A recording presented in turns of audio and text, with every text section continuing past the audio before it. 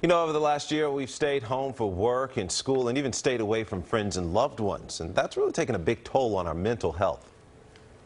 But many communities found ways to reach out, albeit from a distance. Today in the Bay's Kris Sanchez joins us live in San Jose with one thing that some actually use to help them cope. Kris?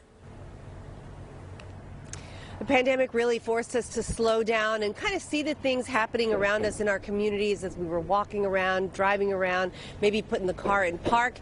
And some of those things we saw were messages of hope from the community. I've been called a couple of times to just share some color and send out some good vibes.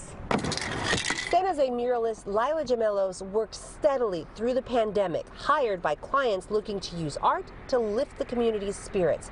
Right now she's painting the nostalgic Valley of the Heart's Delight, but she also painted playful murals like the llama corn, reminding people to keep their heads up, and the stallion, reminding people to stay strong.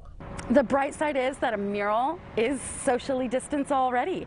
This is an activity that you can take part in without any cost, without anybody else.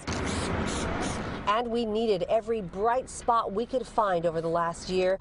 40% of adults reported mental or behavioral conditions like anxiety and depression, and 27% more children ended up in emergency rooms over mental health issues. It will take a while for all of us to feel like ourselves again, but in the meantime, Gemellos hopes that art in the community will remind people that there are better days ahead. If my artwork does just one thing, I would like it to include everybody and let everybody know that I see you, I hear you, I feel for you.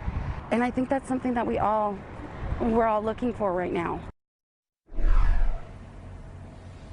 In this year of pandemic living, we all learned new things, that we could pretty much work or school from almost anywhere. And that had a lot of families rethinking their living situations, maybe moving to places where they could stretch their housing budget a little bit farther. My colleague Bob Riddell has that story coming up for you tomorrow. In San Jose, Kris Sanchez, Today in the Bay.